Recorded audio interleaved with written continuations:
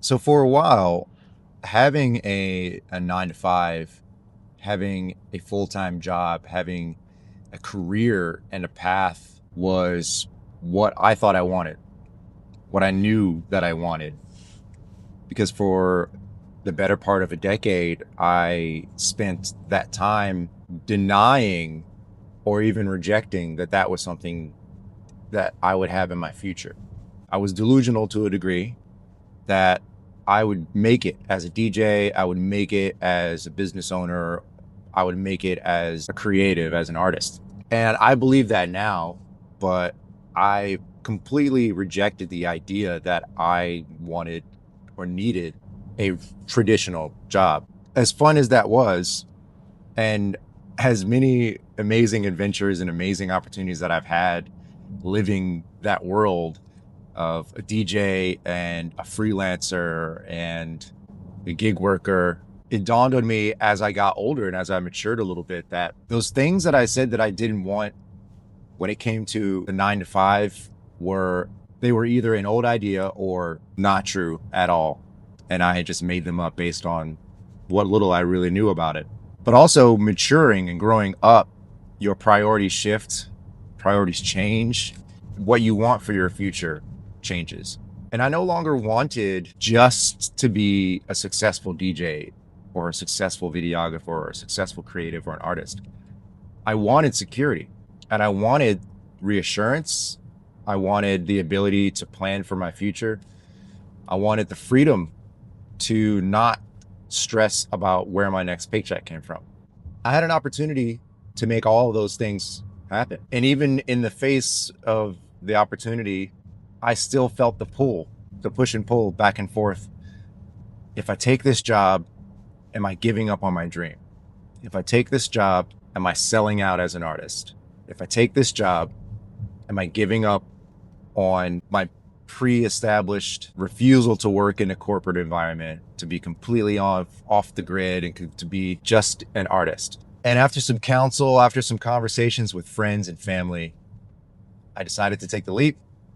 I decided to go headfirst into this new chapter of my life.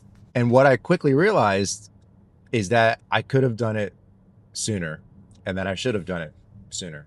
Because not only did I have those things that I said I wanted, consistency, structure, steady income, so I didn't have to worry about where my next paycheck came from, I also had the opportunities to grow my career, to learn a new skill set, to be exposed to new industries and to new people in those industries, to learn how a business like that functions, to learn that structure.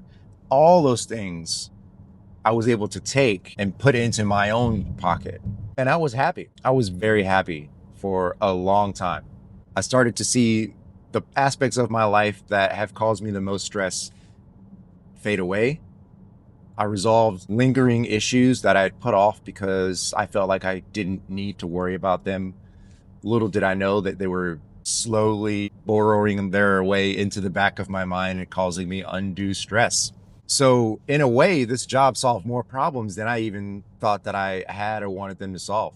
And I was looking at my future, the real future, for the first time ever. I could see a path forward. I could see a way to get to a place where I was happy. I was content. And I was stoked for that. I was so happy when that came to pass, when that realization hit me. But even with all of that, I still knew, I still had the artist's mentality in the back of my mind. I still had this urge to create, to grow, to achieve more than what I was currently doing. And that's an inner battle that, if you're anything like me, is constantly going on. If you're an artist, if you're creative, you feel the push and pull. You feel the identity crisis when you're presented with the opportunity to solve all of your immediate problems by working at a company that pays you well and gives you benefits, but also at what cost is always the question. Will I still be able to create? Will I want to create once I give in to this new form of career paths? And pretty shortly after that realization, I started to settle into a balance. I found a balance of being able to be creative, still being able to DJ, still be able to work on my own projects while working my 9 to 5. Turns out there were enough hours in the day and I could do them both. And that was great until that nagging feeling came back where I knew that I wanted to create still. I knew that I wanted to build. I knew that I wanted to use this opportunity as a jumping off point. And I didn't know how long it was going to take, but I knew that I had to do that. And I will say, taking that job gave me the freedom of thought to really solidify what that looked like. Because it's easy to say that I want to grow something, I want to start a business, I want to create. But how? Why? When? And what? Those are the questions that may never get answered while you're still trying to run your life on a freelancer's salary, for instance. So the way that I see that is it gave me the freedom to figure out what it is that I really wanted, because I didn't have to worry about the rest of my life. The rest of my life was being taken care of. So I had the freedom to really decide what it is that I wanted, what was important to me. And with all that, and with all those things being said, I still knew I wanted to change. And it came to a point where I had a plan in mind. I knew I was going to want to leave the company. I knew I was going to want to venture out on my own and start my own company.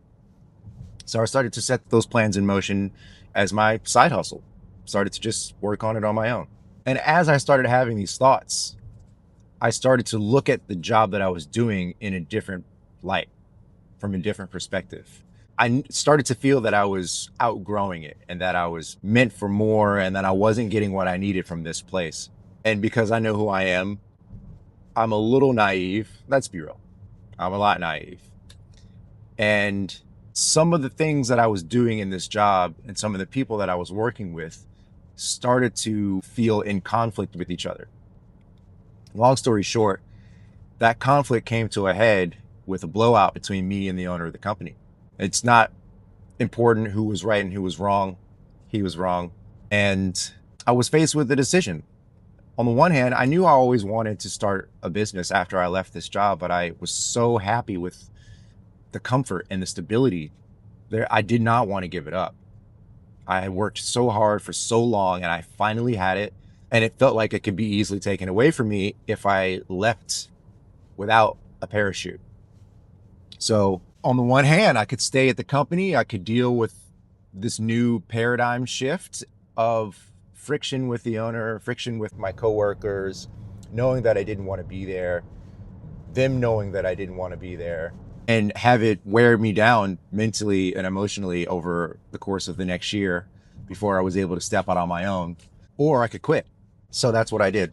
I quit without a plan. I quit without a second job. I quit without really knowing how I was going to make it work. But I was confident that I was going to. And at this point, I had to. And as I started to embrace this new life of saying yes to being an entrepreneur, saying yes to being a business owner, saying yes to doing this thing that I've been dreaming about for years, I felt confident that I could do it. I really did. But slowly but surely, that confidence is eroded by the reality of what that means. And to me, it was all new. The reality of what that means is now you don't work a 9 to 5. You work a 24/7, meaning you work all day, every day, all year to make this happen, to make it work. All the little things, all the administrative things that I hadn't had to do or hadn't had to learn, I now had to learn and I had to do them or they wouldn't get done. And my realization of, one, being confident got me a long way. Being confident gave me the courage to take the leap in the first place. Instead of settling and saying, I'll just suck it up for another 12 months and I'll do it after that. It gave me the courage to just dive head first. But after that, after the confidence fades a little bit, after the reality set in, it dawned on me that confidence wasn't enough. Confidence was only a portion of the equation. What really needed to change is me. Because at the end of the day, my business functions because of me. There was no team, there was no support, there were no coworkers. It was just me. So if I wanted something, I had to do it. If I needed something, I had to get it. If I was stuck or if I was stressed out, or if something didn't work, it was all my responsibility to fix it. And I had become accustomed to things just working out and having that positive mindset. It's like, oh, this is stressful, this sucks, but it'll work out. And this is from years of living paycheck and living in the freelance lifestyle and living as a DJ.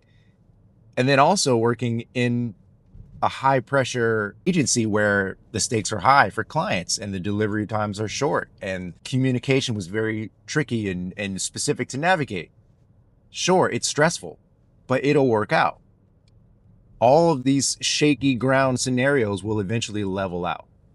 And I was so accustomed to that being the case. So I didn't stress about much, but now it's just me. And the things that I'm stressing about that cause that shaky ground won't just work out. I have to work them out. I had to be the ones to make them work. I heard a saying shortly thereafter, nothing changes if nothing changes. And to me, that really stuck with me. Well, let's be conservative. For the first time, that stuck with me because for the first time in 30 plus years, nothing changed if nothing changed. And that meant I had to be the one to change it. So we're talking radical self-accountability, radical responsibility. That was such a realization. And looking at this big undertaking that I decided to pour onto myself and realizing that I had to do it all, but really do it all, because if I didn't, then things wouldn't change. Things would get worse. Things wouldn't get better. Things just wouldn't change. And that really drove that particular shift home. And when I fully accepted it, it was a little scary, but it was really empowering, because that's what it's all about. This is your responsibility. So take responsibility, taking radical ownership of it. And as I started to do some research and look into people that have done this before me, it already echoed across the board for all types of different business owners and entrepreneurs. People like Alex Hormozi, Steven Bartlett, Codie Sanchez, they all echoed this sentiment that radical responsibility, radical ownership is what it takes to make this work. So I just wanted to leave you with a little bit of a mindset shift that really stuck with me, really helped drive this home. It really helped empower me. It reinforced that I made the right decision. When I took radical ownership of it and I sat with that and realized that it is all me or nothing. It made me feel much better. It's not easy, but I think that's why I like it. So if you're anything like me, or if you're even considering taking that leap, take the leap. Life will catch you, but you will also catch yourself, and you'll feel amazing that you did.